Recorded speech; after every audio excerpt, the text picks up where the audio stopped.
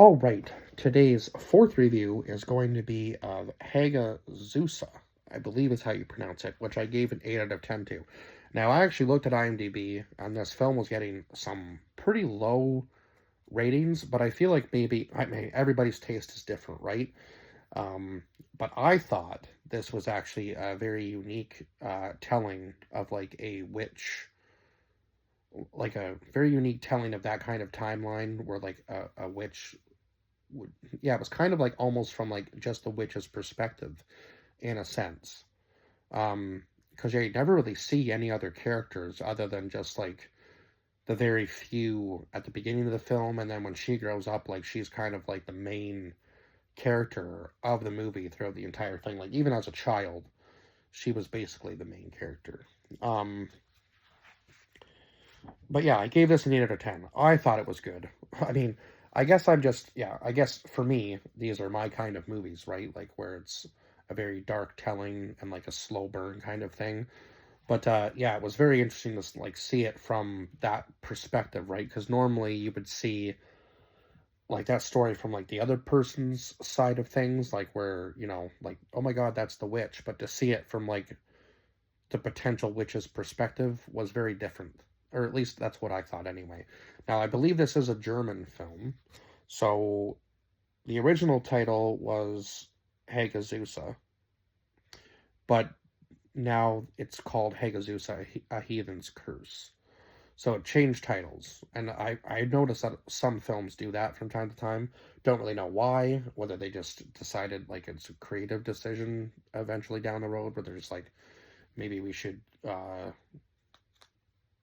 add this into the title. Yeah, again, I don't really know why they do that, but I've noticed some films have done that recently. But I'm going to keep it as just the original title for the review.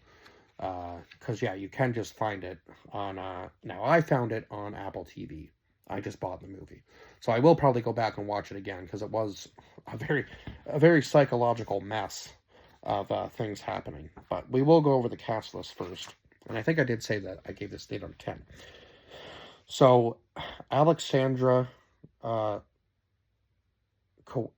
Cohen and Selena Peter played Albrun. So, Selena Peter played like the younger version, and then Alexandra Quinn played the older version. Claudia Martini played Martha or Mother. So, like, Mother, I guess, would be obviously. I believe that would be the English. Like, Mother would be German, right, for mother? I could be mistaken on that, but I believe that's right. Heyman Maria Buttinger played Dorfenfahrer, so he was the priest in the movie. But that, yeah, I don't even know if that's the German word for priest or whether that was his actual name. Tanya Petrovsky played Swinda, and Franz Stadler played Sepp, who was this character at the very beginning of the movie that warned the mother and that warned Martha and oh my God, that warned Martha and good grief, Albrun about what I thought was going to be some sort of creature in the movie, but it turned out to be just a curse, I guess. And then Killian Albert Schauser played the farmer, who we'll get into in a little bit, but yeah. So anyhow, so the movie starts out, and just, can I say, the soundtrack in this was absolutely phenomenal. One of those ones that made you feel, again, I can kind of compare this to like the Witch soundtrack too, where it would just leave you with like an eerie feeling, no matter what. Now, I it kind of felt like a different version of the song slightly each time they played it, so it was almost like slightly more eerie as the film went on, right? And it just fit the tone of this movie so well. So Martha and obviously Albrun are warned by a man on their travels that there is a 12th that it is the 12th night, and they don't want Perta to get them. So see, I thought there was going to be some sort of like creature in the forest, but I guess maybe it was some sort of curse. Now, maybe there was some sort of creature that had put a curse on them. I'm not really sure, but it seemed like it was just a curse based on like the story as it went on, because even Swinda kind of warns, like says to Albrin at some point that they don't have to be afraid anymore of what's going on. Like, yeah, so it was just very, yeah, it must have been some sort of curse. Um, so Martha and the girl make it home safely. Now, see, there was one point in the forest when they were on their travels where everything just falls like dead silent, and the mother looks absolutely petrified of what's going on. Now, maybe the mother knew more, or maybe the mother was like, "Oh crap, we didn't actually make it out of this, and now we are going to be cursed. We didn't make it in time," sort of thing. But everything seems to be fine in the very beginning, and then the mother starts to go a little bit crazy. Um, Now she does. So Martha and the girls seem to make it home safely. Now they are threatened by three men outside of their house. That Martha walks out and sees the three men, and then she like closes the door, and you can like hear them knocking and trying to get in and telling them that they're gonna get them eventually because they're witches. So now you know how they're being perceived and why they live maybe so far out of town and like by themselves, right? Like they're secluded from everybody else. So I think it was the next day that they were traveling again in the snow, and Martha turns to Albrin and like falls over. So now Martha has fallen ill, um, and Albrin's kind of forced to take care of her and kind of like fend for herself, right? Now slowly, obviously, as things go on, it seems that Albrin seeks out help. Uh, but they seem shocked when they find like some sort of weird growths on Martha's body. So I'm not exactly sure whether they were supposed to be like warts or something. Like that would kind of be like a telling of a witch, right? And Martha just kind of slowly descends into like this weird state as things go on. And she calls to Albrin the one night, and like it was just so creepy, that whole scene where she's like sitting up in the bed and you like hear like all of her like boins bones and joints cracking, and like yeah, it was just like a very eerie scene with like her hair down in her face, and I was like, okay, that would be enough as a child if my mother was calling me and I saw that, to just like walk back to bed. Like, I'm just gonna pretend I'm not seeing that, and not go anywhere closer to it. But Auburn kind of like, yeah, like gets into bed with her mother, and then the mother like slowly starts like acting strangely, like sniffing her hair, and then you can see like the blackened fingers come across like Auburn's face and like touching her and like leaving these marks on her and stuff. And then eventually Auburn does get out of the bed and hides, as you can hear the mother in the background like rummaging through the house, and then the door opens, and Auburn has to search for her the next day, and it seems that her mother has passed away at that point. Um, yeah, so her mother has passed away. Now, I'm not sure like how far her mother actually got.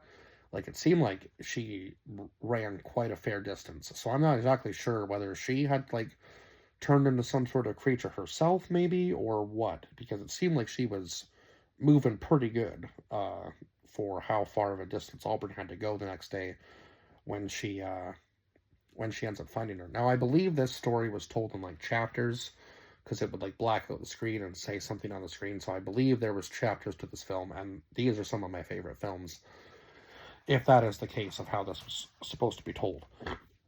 Oh my god, excuse me. Um, so now Albrin is all grown up, and she has a child of her own, but still seems to be bullied, kind of, and accused of being a witch, obviously due to probably the way her mother was, right? Like, it's just kind of like, it sucks, because even though she's grown up, she's still secluded herself from everybody else, because she doesn't really want to, obviously, be dealing with that on a daily basis, but she does have to go and be around people who are going to treat her that way. So she's basically being bullied, just based on the fact of, what happened to her mother. So Swinda seems to be like Albert's one and only friend, defends her against these kids that are bullying her, and then eventually shows up at her house telling Albert that the priest wants to see her, um, like, and have a word with her. So the priest talks to her, and then eventually, like, gets her, like, this skull. I don't really know why he gifted her that, uh, but he did. So Auburn sets it up in, like, the corner of, like, the main room, and eventually things start to go a little weirder after that, obviously, right? And we do find out that Auburn has named the baby girl Martha after her own mother, or the baby's grandmother, as she said it, right? Uh, so when Swinda is there visiting her, it almost seems like Swinda's drawn into the Swinda is drawn to the skull, and I thought maybe Swinda was being slowly influenced, kind of like her mother, kind of like Auburn's mother, and maybe she was going to change, and she was going to be cursed, and Auburn was going to have to go through it all again. But as we slowly see, Auburn seems to be the one that is slowly going into like a descent of madness. And eventually, I believe it was probably based all on Swinda being like her friend and then betraying her near the end. And this was after Swinda had told her there was nothing to be afraid of anymore. And she leads her to like this farmer and then, yeah, betrays her in like the most sadistic way I think possible. Now, there was some very weird scenes in this movie, but I guess I will let you watch it for yourself in order to see that in all of its glory, because even I was like, even for me, it was a little weird. Um, but yeah, I guess they were trying to go for a little bit of shock value in this film, but I mean, yeah, it wasn't like anything gory. It was just kind of like a very weird way of doing things, and I think it was kind of like showing that Auburn was kind of like giving into like her base desires slowly too a little bit, and she wasn't necessarily supposed to be. Um, I feel like, and maybe that's why everybody kind of treated her differently, because it seemed like everybody else kind of followed the rules, and obviously she was by herself, so she didn't necessarily have to, right? And everybody would see her like if she was outside of the rules, right? Like everybody would see her as like maybe that's why they were seeing her as a witch, because she obviously lived by herself, and I guess that was kind of like a stereotypical thing to do if you weren't necessarily part of the community, right? Like yeah, it just seemed like she was almost kind of like in a sense bringing it on to herself, but also, you know, nobody really needed to be treating her that way anyway. And then Swinda betraying her completely kind of was like, I think, the turning point for her, right? Because Swinda just does that to her, uh, like betrays her and then leaves her for dead on like the hill. So when Auburn wakes up, she goes back to her house, obviously, to check on the baby, and the baby seems to be okay, but then it looks like maybe Swinda and the farmer had sacrificed all of her animals and like left some sort of like sign up for her to like leave, I guess. Like they were trying to threaten her at that point. So of course Auburn seems to be like that seemed to be like the turning point for Auburn, right? Where she was like, okay, well if you want me to be, I guess I'll turn myself into the witch if that's truly what you want me to be, right? So she performed some sort of prayer to the skull. Now I'm not exactly sure like what it was, but eventually she does put a dead rat into like the fresh water supply that it looked like the farmer had built something for.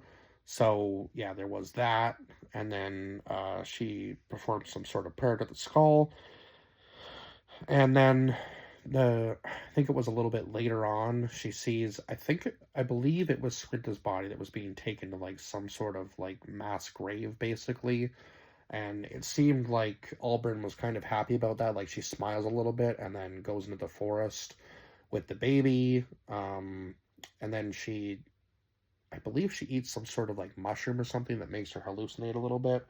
And that was probably one of the darker scenes in the movie, where she like goes into the swamp and then decides to take her own baby's life.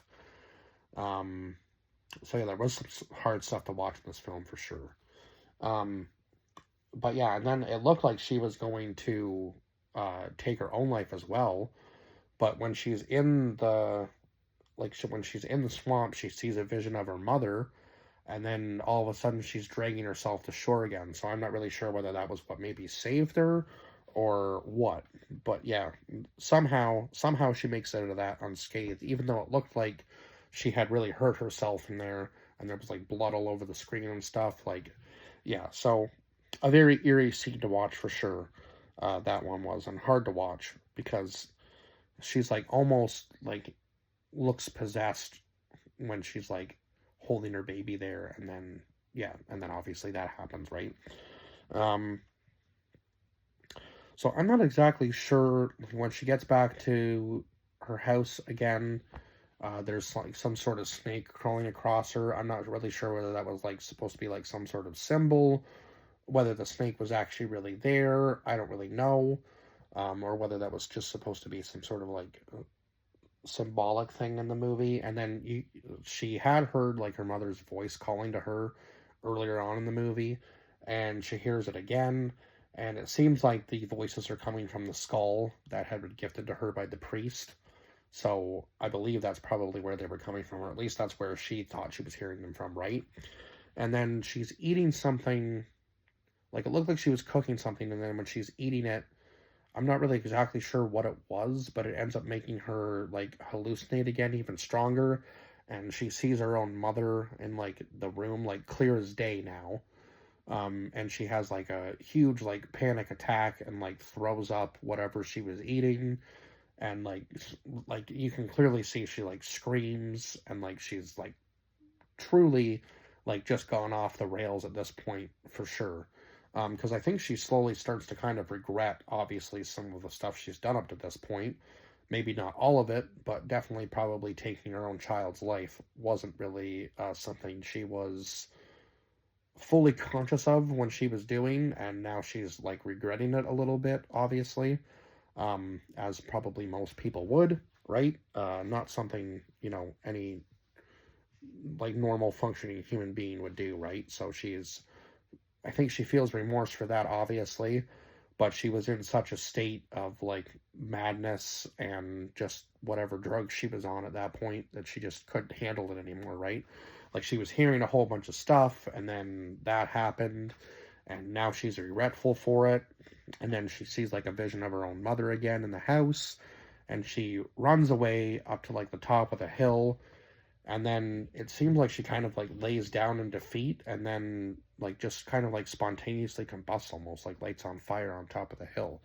So again, I feel like there was maybe some symbolism there that I was missing, and I don't know, maybe she was just whatever, maybe it was whatever she had eaten that eventually had done that to her. I'm not really sure.